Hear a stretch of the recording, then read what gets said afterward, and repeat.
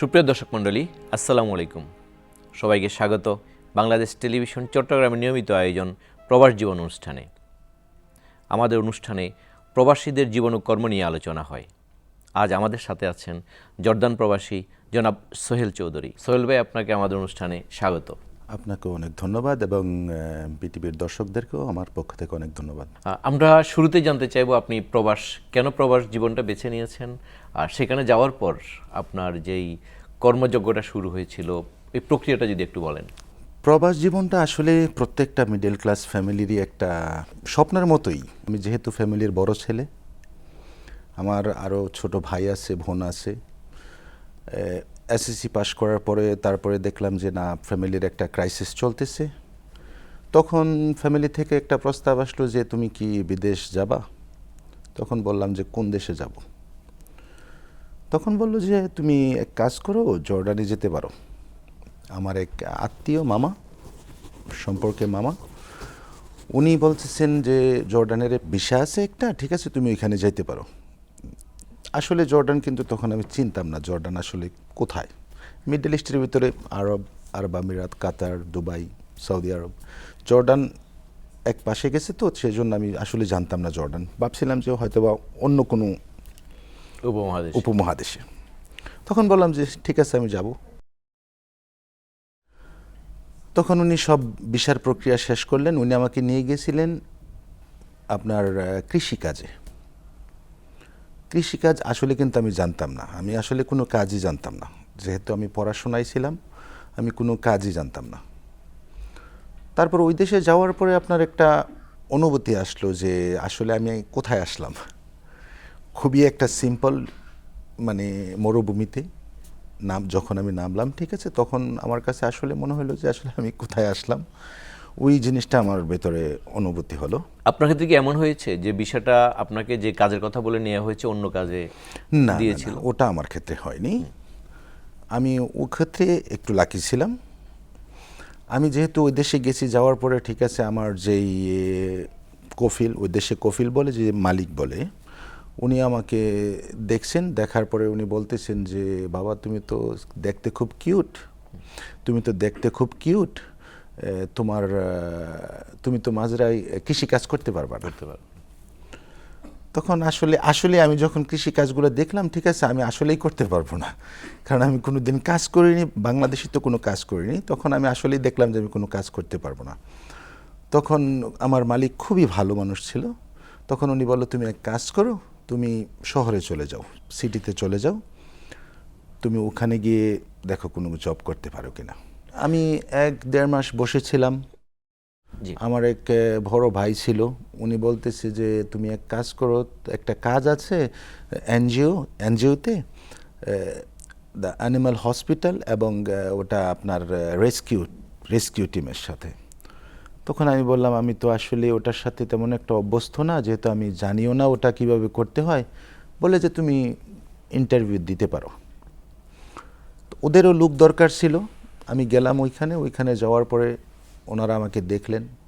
দেখার পরে ওনারা বলতেছে যে তুমি এক কাজ করো, 1 মাস কাজ করো, আমরা দেখব তোমার কাজ দেখার পরে তারপরে আমরা কাজটা পার্মানেন্ট করব। ওনারা আমার 1 মাস কাজ দেখলেন, দেখার পরে ওনারা পার্মানেন্ট করে দিলেন। কি কাজ দিয়ে শুরু করেছেন আপনি?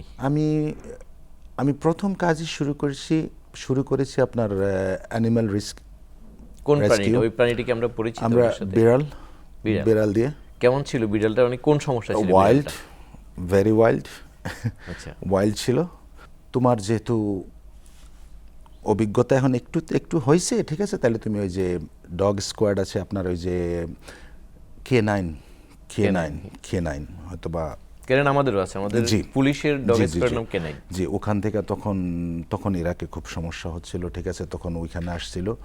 তখন ওগুলার সাথে আমি আসলে একটু অভ্যস্ত হয়ে গেছি। আপনি কি এই মানে ডগ স্কোয়াডের ওদেরকে হ্যান্ডেল করতে পারেন? জি। আপনার সংকেত ওরা বুঝে? জি। কমান্ড করতে পারেন? জি। এটা আপনার ডিপেন্ড করে কোন দেশ থেকে ট্রেন হয়ে আসছে। আচ্ছা, এটা কোন দেশ থেকে কিছু আপনার ওখানেও কেনাইন, এখানেও কেনাইন? জি। ফরম্যাট যেহেতু কেনাইন, জি, সংকেতগুলো কি একই হবে না? না, সংকেতগুলো সব সংকেতগুলো এক হয় না। আচ্ছা।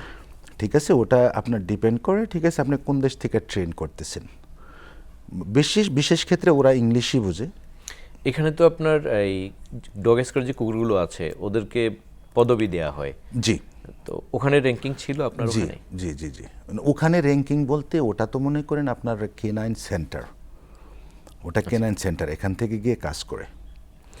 আপনি কি বিভিন্ন সরকারি ডিপার্টমেন্টে। এসকর্ট যেগুলো আছে ডগ এসকর্ট ওগুলাকে ট্রেন করেছেন? আমি ট্রেনার না, আচ্ছা, আমি ট্রেনার না, আমি কিন্তু ট্রেনার না। ট্রেন হয়ে আসে বাহির থেকে, বাহির থেকে। আপনার ইউএস থেকে আসে, তারপরে আপনার ডাচ থেকে আসে, জার্মানি থেকে আসে, বেলজিয়াম থেকে আসে, বিভিন্ন দেশ থেকে ওরা ট্রেন হয়ে আসে। আচ্ছা, আপনি ধরেন কৃষিটা সারেন্ডার করলেন, জি। তখন আপনার ধরেন চাকরিটা চলে যাওয়া বা দেশে ফেরত পাঠানো এই জাতীয় অনিশ্চয়তা তৈরি হয়েছিল কিনা? জি না, ওটা আমার ক্ষেত্রে হয়নি, যেহেতু আমি ভাষাটা 6 মাসেই আয়ত্তে নিয়ে গেছিলাম। যেহেতু আমি ভাষাটা 6 মাসেই আমি একটু আয়ত্তে নিয়ে গেছিলাম, আরবি ভাষাটা, সেক্ষেত্রে আমার ক্ষেত্রে সেটা হয়নি। কত বছর আছেন ওখানে আপনি? আমি প্রায় 22 বছর। 22 বছর ওখানেই আছেন। 22 বছর একই কোম্পানিতে। যদি ওই চাকরি ছেড়ে দিতে হয়, কখনো দেশে আসতে হয়, তখন আপনি কি অ্যানিমেল নিয়ে কাজ করবেন না অন্য প্রফেশনে চলে যাবেন? না, আমার চিন্তা ভাবনা আছে, আমি যেহেতু মানে আমি গার্মেন্টস ব্যবসায় একটু খুবই ইন্টারেস্টেড। আপনার যেই প্রফেশন ওখানে আছেন, জি। আপনি শুনলে খুশি হতে পারেন, যেহেতু প্রাণীর সাথে কাজ করতে করতে প্রাণীর প্রতি একটা ভালোবাসা জি। জন্মানোর বিষয়। এই যে সম্প্রতি কিছুদিন আগে আমাদের দেশে একটা দুর্ঘটনা ঘটেছিল, এক মহিলা কিছু কুকুর জি, ছানাকে জি, মেরে জি, ফেলেছিল, জি, তাকে জি। কারাগার পর্যন্ত যাওয়া লাগছে। জি তো প্রাণীর প্রতি মানুষের যে দয়া মায়া তৈরি হওয়া, যে আন্তরিকতা ভালোবাসা থাকে, প্রাণীরা আমাদের সমাজেরই তো অংশ, জি। যে প্রাণী হোক। এখন ধরেন আমি একটা পোষা প্রাণী রাখি ঘরে, ওইটাকে নিয়ে আমি জার্নি করতে পারি না, ঈদে বাড়ি যাই। চট্টগ্রাম শহরে এই বিড়ালের হোটেল হয়েছে, আমি কোথাও বেড়াতে যাব 3 দিন 7 দিনের জন্য, যেরকম আমি হোটেলে গিয়ে ওখানে থাকি, আমার প্রাণীটাকে এখানে হোটেলে টেক কেয়ার করা হয়, এই ব্যবস্থাটা হয়েছে। তো ওখানে কেমন আছে? মানে না, ওখানে ওটা আমার কাছেও আছে, আমার কাছে খুবই, আমারটা শুধু অ্যানিম্যাল শেল্টার না, ওটা কমিউনিটি সার্ভিস আছে, হসপিটাল আছে, ঠিক আছে, হসপিটালিজ, তারপর আপনার কমিউনিটি সার্ভিস, রেস্কিউ টিম, ঠিক আছে, আপনার কমিউনিটি সার্ভিসটাও বিশাল বড়। ওটা কিরকম? ডগ হোটেল, তারপরে আপনার ক্যাট হোটেল, ঠিক আছে, ওগুলোও আছে, ঠিক আছে, যেগুলার মনে করেন বর্তমান ইনচার্জ আমি। আচ্ছা, ফাইন। যদি দেশে আসতে হয়, জি। আপনি গার্মেন্টসের দিকেও আপনার ইয়ে আছে, গার্মেন্টসে অনেকে কর্মসংস্থান হবে, ইনকাম হবে, প্রাণীর প্রতি যে আপনার ভালোবাসাটা জন্মেছে, এটার কন্টিনিউশনটা কি হবে? ওটা ডিপেন্ড করবে দেশের ল অ্যান্ড অর্ডারের উপরে। ল তো এখানে আছে। শুনেন, একটা জিনিস কি, আপনার ল ওই দেশেও আছে, জি। ঠিক আছে, লটা কতটুকু মানুষ ফলো করতেছে। ধরুন আমাদের এখানে এই ভেটেরিনারি ইউনিভার্সিটি আছে, এখান থেকে প্রচুর বেড বের হচ্ছেন, আবার ওদের বিভিন্ন অনুষদে ডাক্তাররা বের হচ্ছেন, তারা সমাজে বিভিন্ন সেক্টরে অবদান রাখছেন। জি। তো আপনি একেবারে মানে অন্য কাজ করতে গিয়ে প্রাণীদের সাথে দীর্ঘ একটা সময় অতিবাহিত করেছেন, এখান থেকে আপনার এক্সপিরিয়েন্সটা কি? ধরেন আমি যদি জর্দান যাই, এই জর্দানে গেলে আমি এই প্রফেশনটা নিতে পারবো কিনা, বা যদি নিতে চাই সেক্ষেত্রে আমার কি করতে হবে? ওটা রিয়েলি ডিফিকাল্ট, ওই জিনিসটা অ্যানিম্যাল রেস্কিউটা আসলে সবাই পারে না, ওটা সবাই পারে না, ওটা খুবই একটা রিস্কি কাজও। আপনার আমাকে কিন্তু ডগ অলরেডি মনে করেন যে 8 বার বাইট করছে, আমি 8 বার ভ্যাকসিনেটেড। হিউজ একটা এক্সপিরিয়েন্স। হ্যাঁ, আমি 8 বার ভ্যাকসিনেটেড। আর আপনারা ওই যে একটু আগে বললাম যে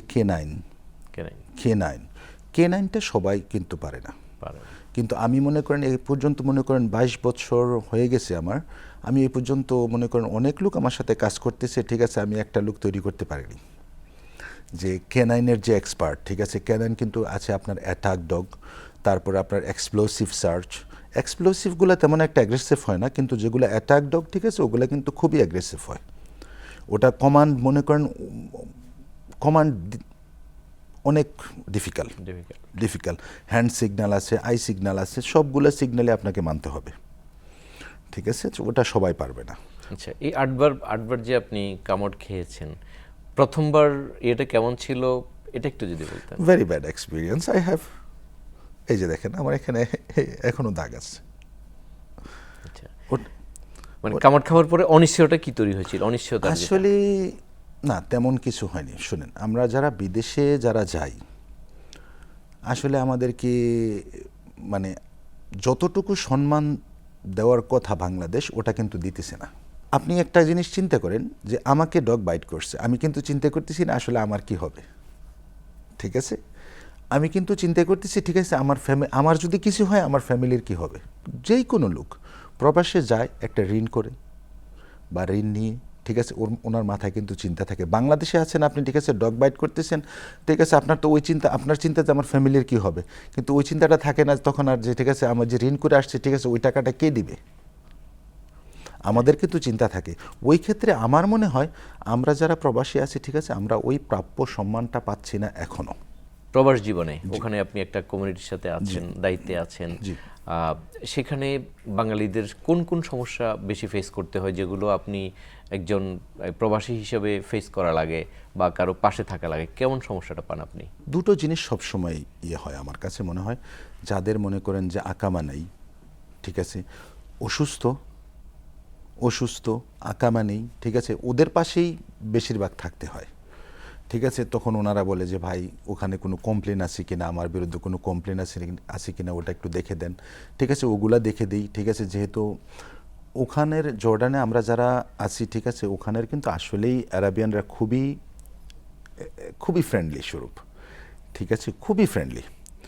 আমার কাছে খুবই ভালো লাগে ওদের আচার আচরণ খুবই ভালো লাগে, ওরা খুবই ফ্রেন্ডলি স্বরূপ।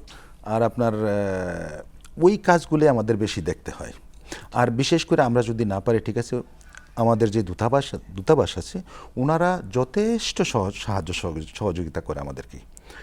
যখনই ফোন দেই, ঠিক আছে, ফোনটা উঠিয়ে, ঠিক আছে, ওনারা হয়তো হসপিটালে যায়, নাহলে হসপিটালে ফোন দেয়, ঠিক আছে, একটা লোক কীভাবে দেশে আসবে, ঠিক আছে, ওই প্রক্রিয়াটা ওরা সম্পূর্ণ করে। আপনার এই দীর্ঘ প্রবাস জীবনে সবচেয়ে আবেগঘন মুহূর্ত কোনটা, কষ্টের এবং আবেগের? প্রথম ঈদ। স্বজন ছাড়া, ঠিক আছে, গেটের বাহিরে বসে আমি কাঁদছিলাম। ঈদের দিন আমার ডিউটি ছিল। কয় মাস পর, মানে বিদেশ যাওয়ার কয় মাস পরে ঈদটা ছিল? 5-6 মাস। 5-6 মাস। তখন কেমন লাগছিল? কানসার ঠিক আছে, মানে কি করতে মন চাচ্ছিল? মনে চাচ্ছিল যে মানে অন্যরকম একটা অনুভূতি, ওটা আসলে অন্যরকম। এই পর্যায়ে এসে সবচেয়ে মধুর যে স্মৃতি বা যে জিনিসগুলো আপনাকে খুব সুখ দেয়, সুখদায়ক যে ঘটনাগুলো, এরকম একটা দুর্ঘটনা বলেন। এই পর্যায়ে এসে, ঠিক আছে, সুখ দেয়, ঠিক আছে, ছেলে এবং মেয়ে সাথে সময় কাটাচ্ছি। আর ওদের জন্ম কিন্তু, আমার ছেলে মেয়ের জন্ম কিন্তু জর্ডানে, ঠিক আছে। আমার ফ্যামিলি চলে গেছিল আপনার 2013-এ। এখনো আছে ওখানে? না, আমি পাঠিয়ে দিয়েছি, ঠিক আছে, কারণ ওখানের কালচারটা, ঠিক আছে, আপনার আরবি তো, ঠিক আছে, মানে আমার তেমন একটা স্যুট হচ্ছিল না, যার কারণে আমি মনে করেন করোনার আগে 2019 আমি ওদেরকে পাঠিয়ে দিয়েছি। জর্দান পর্বটা আপনি ক্লোজ করে দেশে আসলেন, তখন কি করবেন? তখন এখনও চিন্তাভাবনা আছে আপনার অ্যানিমেল নিয়ে থাকার। যদি দেশে যদি ওরকম যদি কোনো কিছু পাই, যদি রেস্কিউ টিম যদি ওইরকম মানে আমার সাথে যদি মনে করেন আমি যদি ওরকম পাই, ঠিক আছে, তাহলে ওভাবেই করব। আমার মনে হয় না, মনে করেন যে অত, মানে আমার মালিক একটু মনে করেন যে উনি খুব পছন্দ করেন, ছাড়বেন আপনাকে, খুবই পছন্দ করেন। যেহেতু আমার অফারও আসছিল কাতার থেকে, ওখানেই কাতার থেকে অফার আসছিল, উনি দেননি। আমাদের যারা বিদেশগামী, যারা বিদেশ যেতে চায়, বিদেশেই ক্যারিয়ার করতে চায়, তাদের উদ্দেশ্যে কিছু বলুন। যারা বিদেশ যেতে চায় তাদের উদ্দেশ্যে আমার একটা কথাই থাকবে, ভাই আপনি যান, আমাদের কোনো আপত্তি নেই, কিন্তু সঠিক ট্রেনিংটা নিয়ে যান। আপনি দালালের মাধ্যমে, আমার বিশেষ করে যে জিনিসটা খুবই ভোগান্তির সৃষ্টি করে দালাল। আর সরকারের কাছে আমার একটা অনেক মানে বিনীতভাবে অনুরোধ থাকবে, ঠিক আছে, আপনার টিকিট প্রাইসটা আর আপনার এই যে দালালিটা যেন একটু কমায়, ঠিক আছে। আপনার একটা লোক মনে করেন আপনার মিডল ইস্টে, ঠিক আছে, 7 লাখ 8 লাখ টাকা দিয়ে যায়, ঠিক আছে, ওটা একটু বেশি হয়ে যায় না? অবশ্যই অনেক বেশি হয়ে যায়, ঠিক আছে। ওই জিনিসের দিকে যেন নজর দেয়। আর আমি আমার ভাইদেরকে অনুরোধ করব, ঠিক আছে, আপনারা যেভাবেই যান সরকারিভাবে যান, ঠিক আছে, ওটা যেন ওই রোলটা যেন তারা ফলো করে। রেমিটেন্স প্রবাহে কুমিল্লার মানুষের একটা অবদান আছে। জি, আর হিউম্যান ট্রাফিকিং অর্থাৎ মানব পাচারের ক্ষেত্রে চট্টগ্রাম ডিভিশনে কুমিল্লাটা একটা উল্লেখযোগ্য স্থান। কারণ হচ্ছে আপনার দেখায় এই যে এই বিলের পরে কিংবা এই নদীর পথ দেখায় এরপরেই পাঠায় যাবো, ওখানে চলে যাবা। আমি বেশ কিছু আপনার কেস হিস্ট্রি পেয়েছি, যেহেতু আমি মানব পাচার নিয়ে কাজ করি। তো কুমিল্লার মানুষকে প্রতারিত করা, হাওরের মানুষকে প্রতারিত করা মানব পাচারকারীদের জন্য খুবই সহজ। বিভিন্ন এনজিও সচেতনতামূলক কাজ করছে ওখানে। তো এই ক্ষেত্রে সে আপনার পরিচিত কেউ মানব পাচারের শিকার হয়েছে কিনা, না এই ক্ষেত্রে আমার প্রবাসে গিয়ে ঠকেছে কিনা? প্রবাসী গিয়ে এটাই মনে করেন, আমি মনে করি প্রবাসী গিয়ে কেউ ঠকে কেউ জিতে। কেউ ঠকে, বেশিরভাগ লোকই মনে করেন যে প্রবাসী গিয়ে আমি মনে করি ঠকেই যায় ওরা। যেই কর্মস্থল ওই রুটেও ইউরোপ পাসারের জন্য মানুষজনকে জড়ো করে, এরকম কিছু বিষয় আছে। এই জাতীয় কোনো স্টোরি আপনার জানা আছে কিনা? জি আমি যখন জর্ডানে প্রথম গিয়েছিলাম, ঠিক আছে, আমি যাওয়ার মনে করেন 8 মাস পরেই, ঠিক আছে, আমার সাথেরই 2জন লোক গ্রিসে চলে গেছিল। তখন আমার সাথেও অফার করছিল, ঠিক আছে তুমিও চলো। তখন আমি বলছি যে না, আমি ইন্টারেস্টেড না। দেশে বিভিন্ন সময় পত্রপত্রিকায় জি সংবাদ শিরোনাম তখন নির্যাতনের যে বিষয়টা, নির্যাতনের বিষয়টা ওরাও বলছে, ঠিক আছে 4 দিন 5 দিন, ঠিক আছে, আপনার খাবার দেয় না, তারপরে আপনার 8 কিলো 10 কিলো। আর ওটা মনে করেন আপনার মানব পাচারটা হয় আপনার মনে করেন শীতকালীনে। আর শীতকালীনে যেহেতু মনে করেন যে ইউরোপ রুটে কিন্তু একটা বরফের একটা থাকে, -2 -3 থাকে, ঠিক আছে।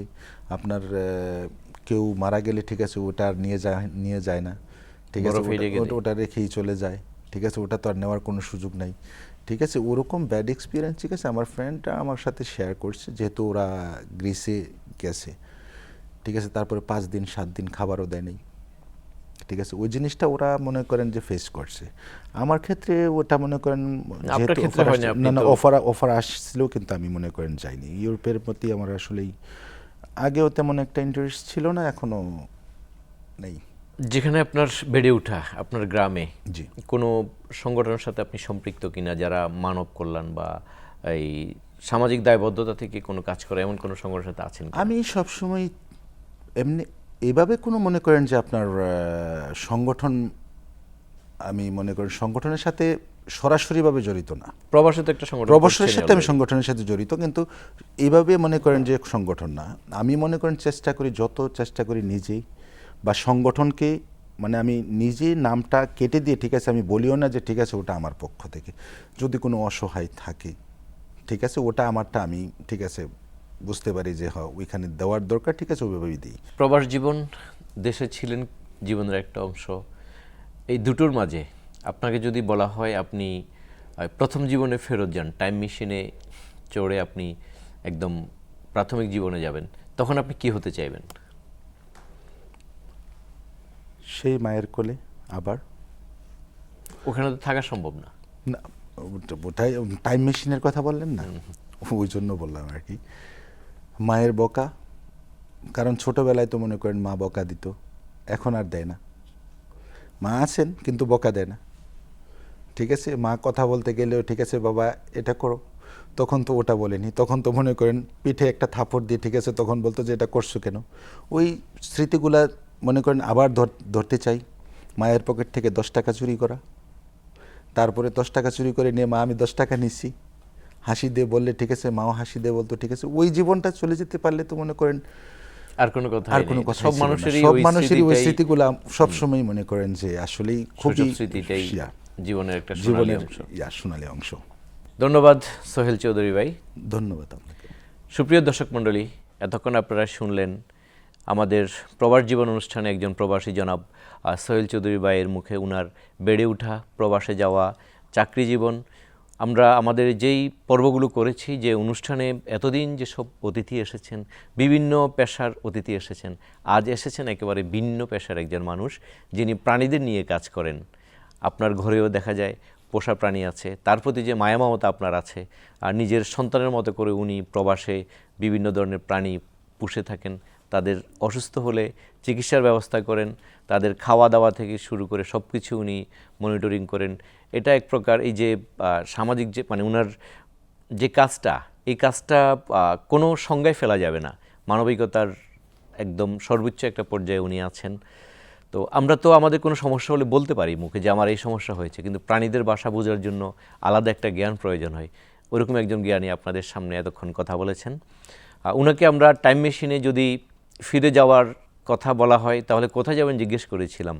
তিনি আমাদের সবাইকে নিয়ে গিয়েছিলেন মায়ের কোলে। সে মায়ের বকুনি শৈশব স্মৃতিতে নিয়ে গেছিলেন। আসলে যেখানে যাওয়া সম্ভব নয়, মানুষ সারা জীবন কল্পনা করে মায়ের আদর, মায়ের স্নেহ, মায়ের শাসন, মায়ের বকুনি, সে মায়ের কোলেই ফিরে যেতে চেয়েছেন। তো সোহেল ভাইকে আমাদের অনুষ্ঠানের পক্ষ থেকে আবারও কৃতজ্ঞতা। তো দর্শক মণ্ডলী, প্রবাস জীবনের আজকের পর্ব আজ এ পর্যন্তই। অন্য কোনো একদিন অন্য কোনো আরেকজন প্রবাসী নিয়ে আপনাদের সামনে হাজির হব। ততদিন ভালো থাকুন, সুস্থ থাকুন। বাংলাদেশ টেলিভিশন চট্টগ্রামের সঙ্গেই থাকুন। আল্লাহ হাফেজ।